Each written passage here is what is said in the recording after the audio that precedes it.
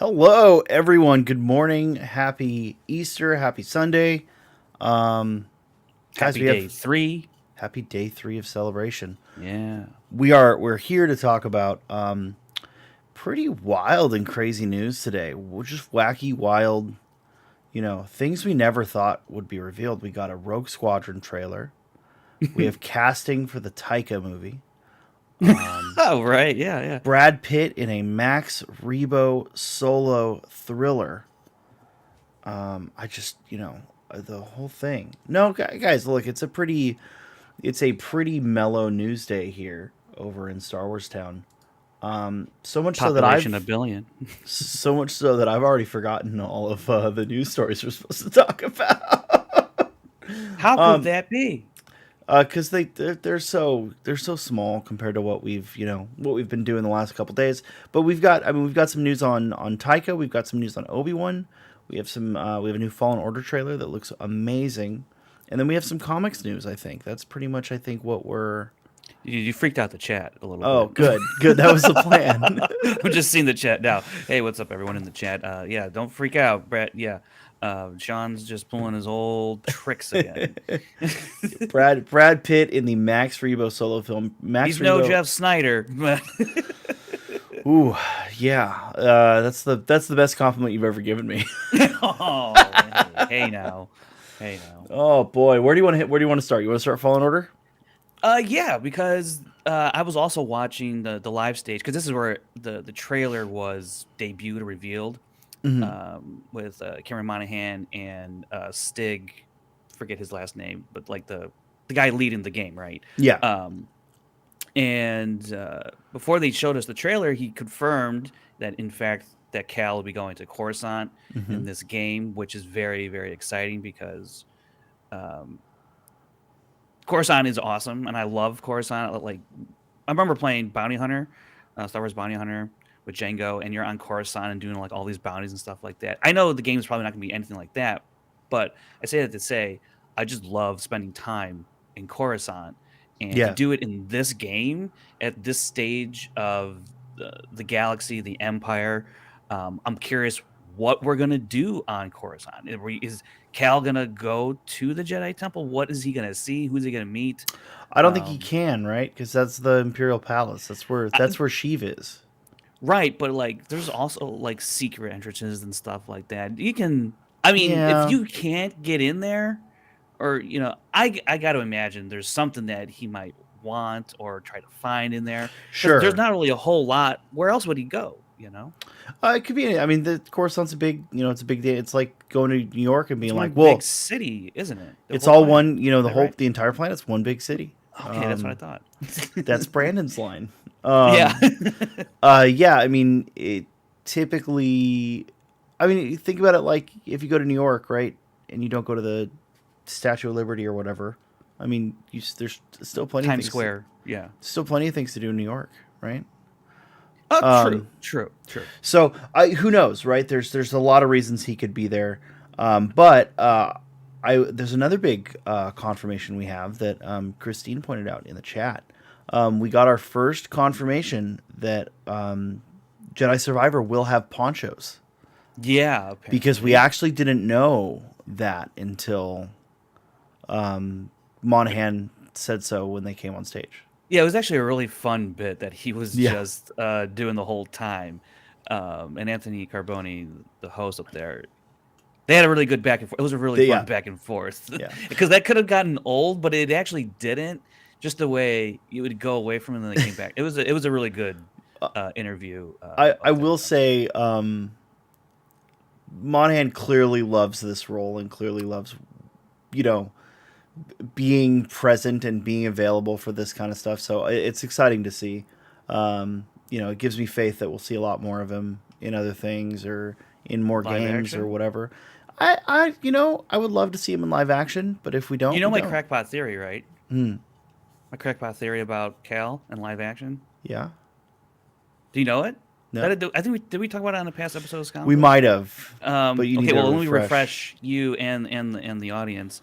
My crackpot, I mean, this is super crackpot theory, is that eventually somehow Cal Kestis is going to enter the world between worlds Mm-hmm. and end up 15 years later after the rise of Skywalker and interact with Rey and whatnot and Yeah, grow. we talked about Yeah. that a couple episodes ago. Yeah. Yeah. So, My cracked pot theory is that Ray Stevenson is playing Cal Kestis in the Ahsoka series.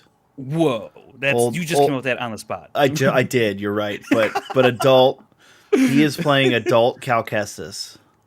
And his saber is now the color of what his hair used to be. That's incredible. incredible. Now that he's gone gray, he wanted to make his saber. It's like when they ask, does the saber match the drapes? Well, his does. Does the saber match the drapes? Does.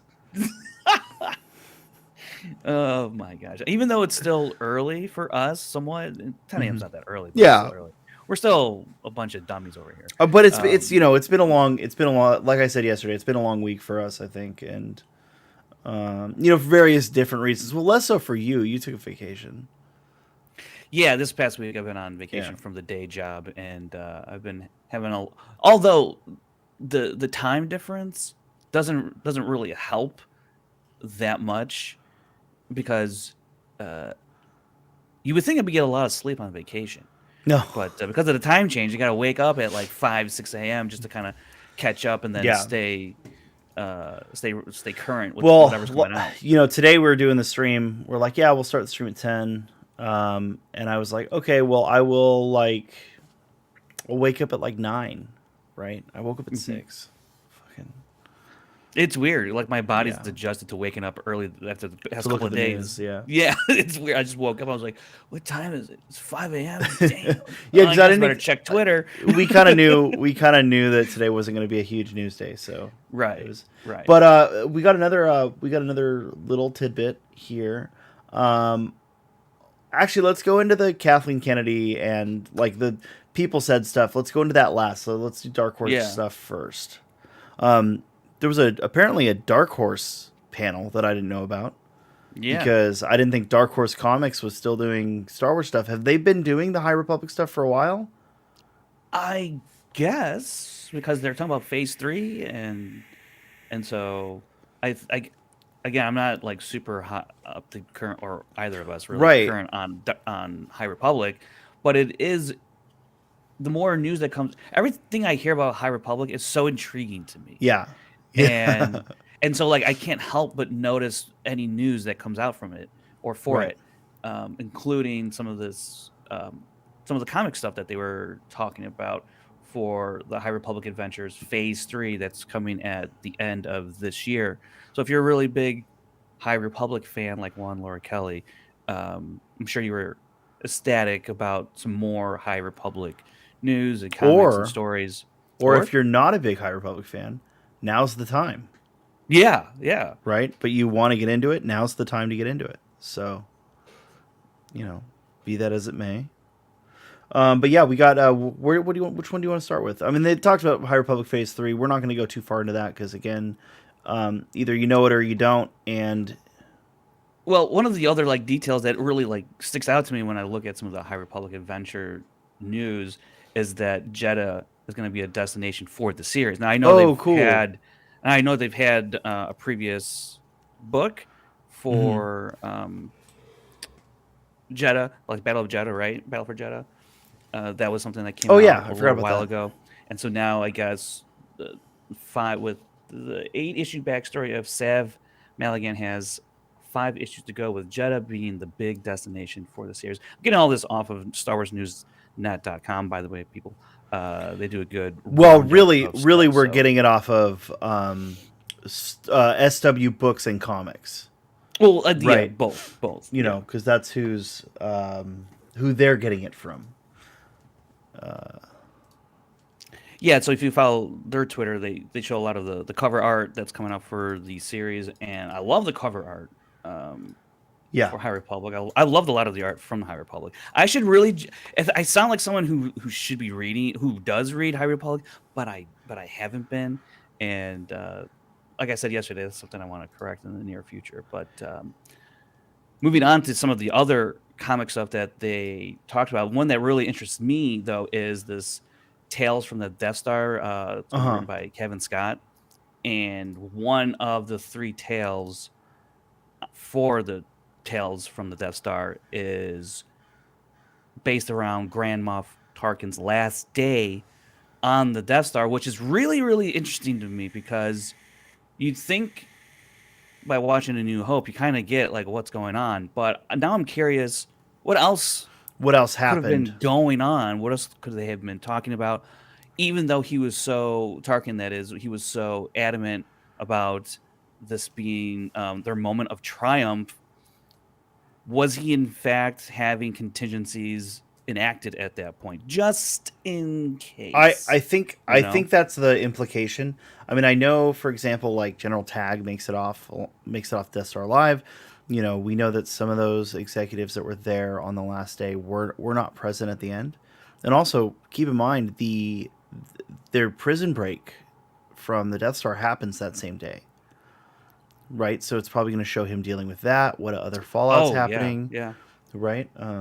So I actually think that's going to be really interesting, and I'm kind of pretty excited to dive into that. Tales from the Death Star, that really reminds me of the old Tales from Jabba's Palace, Tales of the Bounty Hunters, stuff like that. Totally. So I'm kind of down to see what that turns into, and I'm very curious, very excited for that. That would be, yeah. That's something. Again, like sometimes they reveal stuff Hmm. that I didn't know that I wanted. I'm like, oh, actually, Right. sounds great. That's a very Star Wars thing, right? Like I didn't know I want. No, I guess I did know that. I was gonna say I don't know that I wanted a Ray, new Jedi Order thing, but no, I did know that. I did know I Yeah, wanted yeah, that. yeah. So, um, yeah, that seems pretty cool. I really like this next one. I love the cover. I love the vibe of it. This is Hyperspace Stories, which seems like another anthology series, and it is Quinlan Voss versus Cad Bane with the tagline "Blasters vs. Blade Showdown in Space." So, it feels very retro to me. Did they give any other details on that, or just the cover? Just that Jedi Quinlan Voss will face bounty hunter Cad Bane. So that's going to be interesting because we all know the ultimate fate of Cad Bane, or supposed ultimate fate of Cad Sure. Bane at this point. And so, what does that mean for Quinlan Voss? And when exactly is this? How Set. does it fit into? And where's it set? You know. Yeah, there's no real Um, clues here as to where this is set. I think Quinlan Voss is one of those characters that a lot of people assume survives Order 66. We have some clues to that in Obi-Wan. I don't know how right. true that remains, but it's interesting. I'd love to see what Cad Bane's or what Quinlan Voss's final fate is. I'd be very very curious to find out. I hope it's not in this I mean, if it series. is great, if it is, I'm I totally mean, cool with that, right? Like, there's nothing wrong with a character like Quinlan Voss. I think comics are a great medium to tell his final fate, and I'm pretty sure that Quinlan Voss's story was originally told in the old Horse comics for Legends. okay. So But that's you why know, I'm if pretty okay with it. Cad Bane does defeat Quinlan Voss in this series, it just adds to the legend of Cad Bane as well. So yeah, from that standpoint. But I hope not. You know. Yeah, Thomas, I agree. Total '70s vibe on that cover. Oh, But definitely. yeah, they announced a few other things. I think those are the big ones.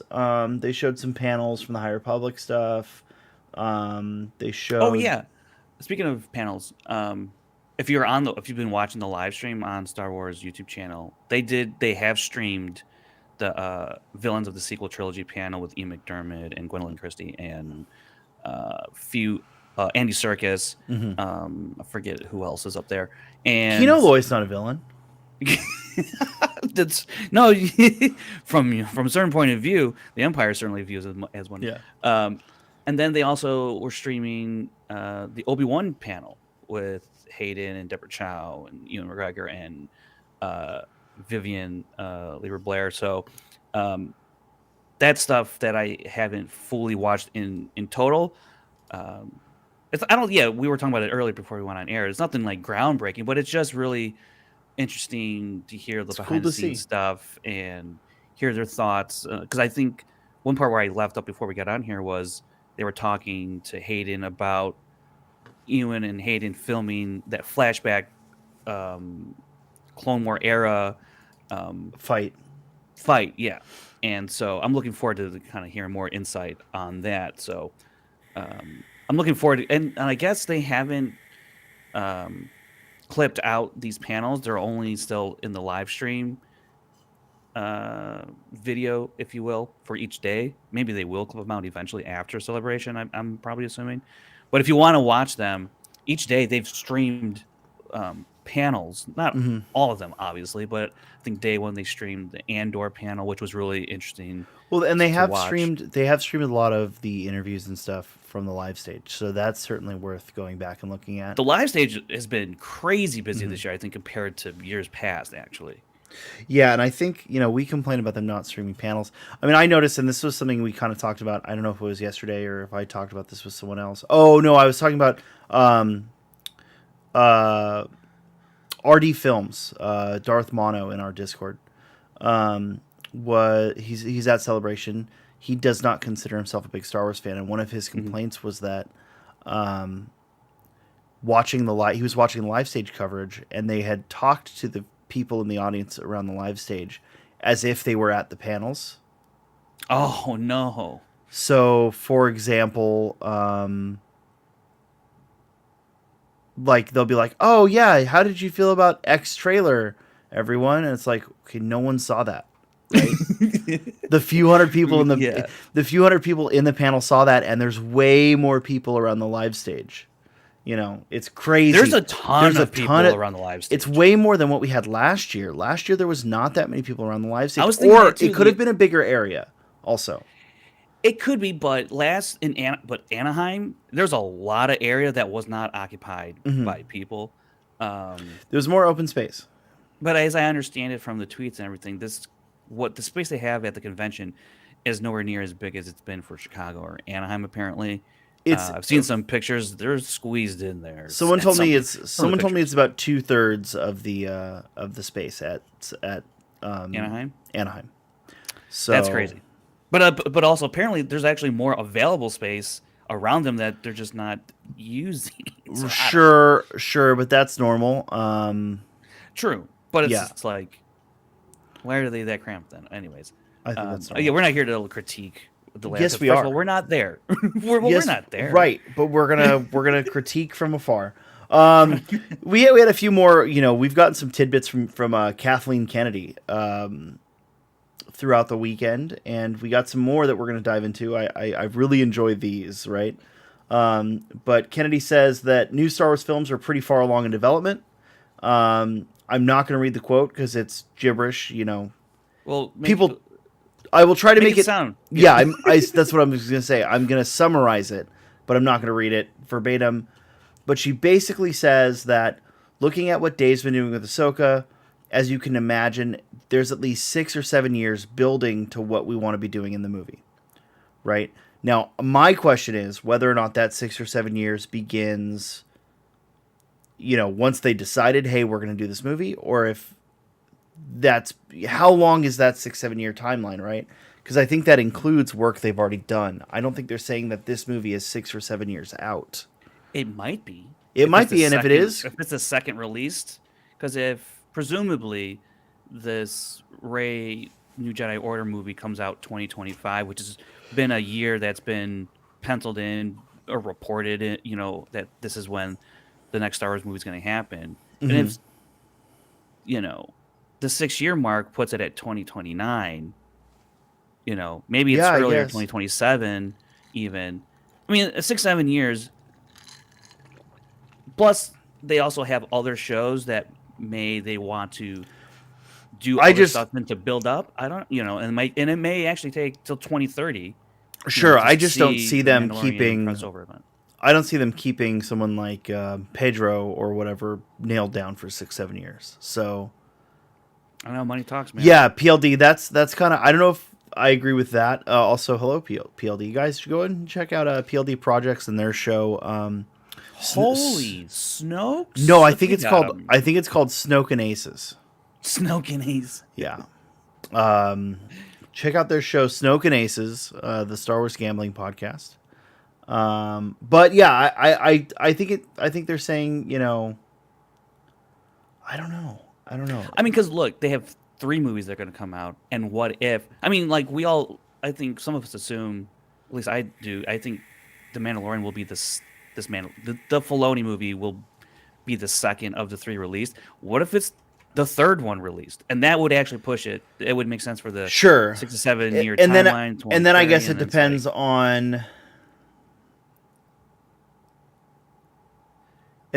depends on how much time they want between the movies, yeah, right?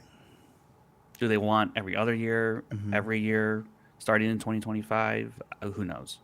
Yeah. But anyways, it's just super interesting how much time they're going to put into that movie. I'm excited to hear that. We've got we have some news about Obi-Wan season 2.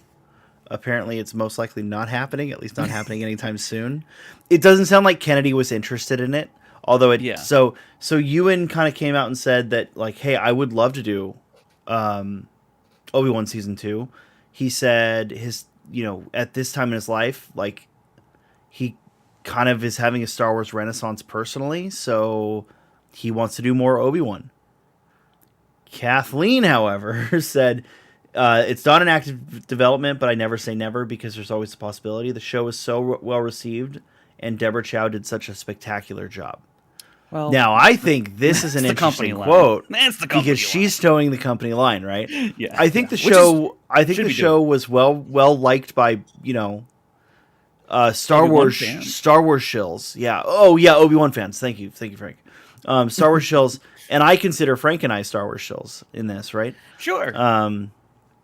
So, um, you know, I love the show. I would love to have more of it. In fact, the show left me wanting more. But I don't know that it was well received by everyone, and I don't know that Deborah Chow actually did a fantastic job. I think she did an okay job, personally. Sure. Um, those comments aside, for just speaking about Hmm. season 2 in general, you know, I think it's. I think Kathleen Kennedy would be, based on other previous remarks, I think she would totally be open to it if the right story Sure. came along, and if it's another director who has a vision for a season 2 and Ewan's on board with it, then yeah, I think they would, and it made sense, then they would do it totally. And I think probably if Ewan is really in this Obi-Wan-assance thing of his, Hmm. then I'm sure he's probably exploring what else they could do, what other story Certainly. he could Yeah. dive Yeah. into. So, and then whether or not it gets greenlit at the end of the day, you know, that remains to be seen for sure. I would not poo-poo the idea of a season 2, but I'm totally in the camp of it better be a worthwhile story. It Right. better be something that it's going to make me want to watch a story like this, because he's in a period now, at least Obi-Wan, where we leave off from the series. You're in a very tight window, all things considered now, because we know Luke is around like 10 at this time. I think it is 9 or 10. So you only got another like 8 years to play with um, before you reach a New Hope level, right? And how much can you do in there? I mean, what that is interesting enough to make a series. So I don't Certainly. know. Yeah. I agree with that. You know, just overall, I want to see more of it. The next part of it, kind of a confirmation and then a negation of two films that Mm-hmm. we have. She said that the Ryan Johnson film is not in active development currently, which doesn't mean that it's not happening. It just means that, and that was supposed to be a trilogy of films. It just means that Right.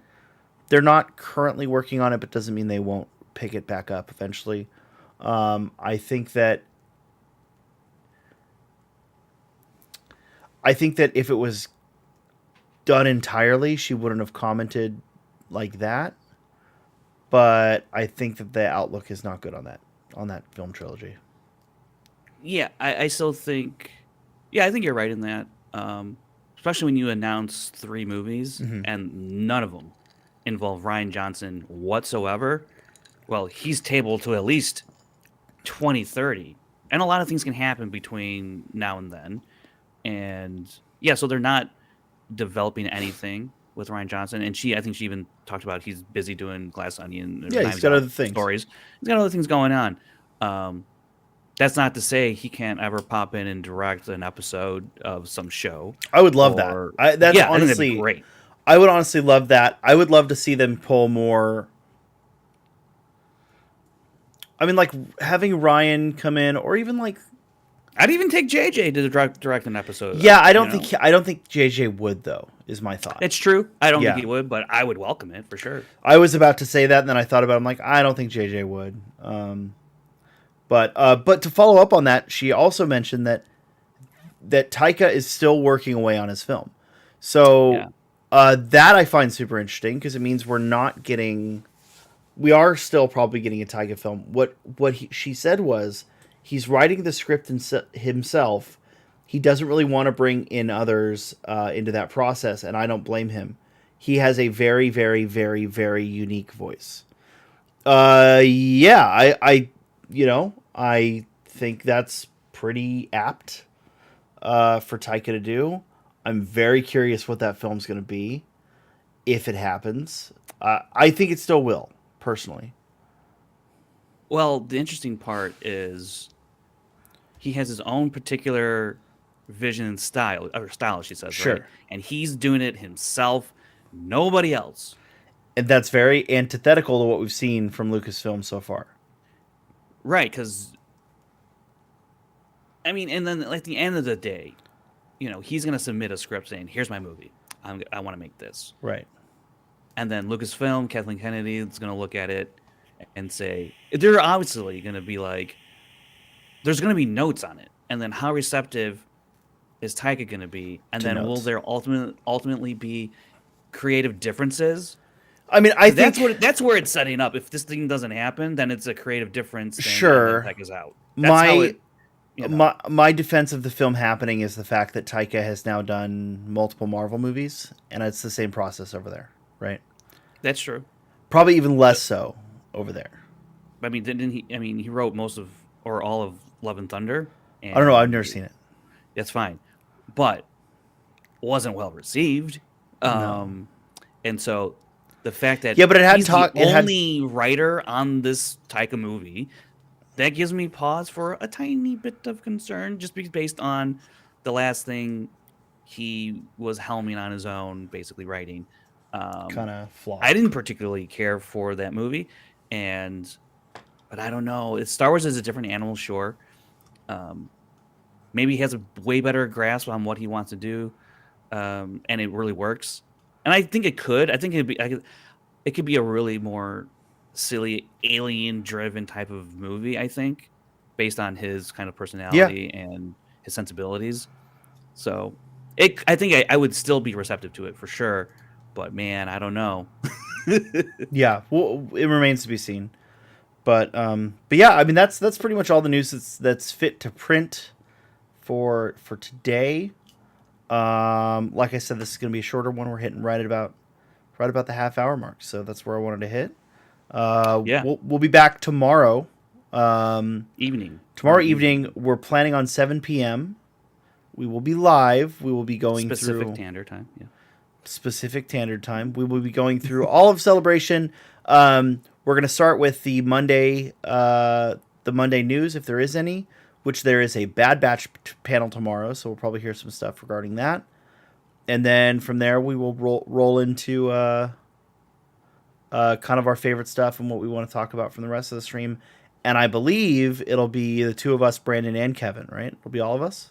I think it's be the whole crew. Okay, I think we have the whole crew tomorrow. So stay tuned for that. But otherwise, Thursday we'll be doing our Mandalorian review, which sounds promising. I'm very excited for that. Yeah, very excited. So. I heard a little more about it. I'm like, I need to just see it. Just put it out, Lucasfilm. Yeah. Don't say anything to me because I won't. Yeah. I won't. Although I think it's everything you already saw. I had avoided because you saw some stuff on Twitter initially. I mean, just from the 7 minutes that they showed. Yeah, that's what I'm talking about. I don't know anything beyond that. Yeah. Oh, beyond that. Okay, I thought that's what you meant. Okay. I had only known like 1 or 2 frames from that. Like someone had said like, "Oh yeah, this is how the opening shot's crazy. It's this what it is." I'm like, "Oh, cool." But I'm like, I don't need to. I'm looking forward to it. I don't want to know anymore. Anyways, guys, thanks so much. We will see you all tomorrow. Hit like, subscribe. Throw some comments in the comments box. Right. We read all of the comments in the comments box and suggestion box. And give us a 5-star review on Yelp. Yeah. All right. All that stuff. All right. Thanks.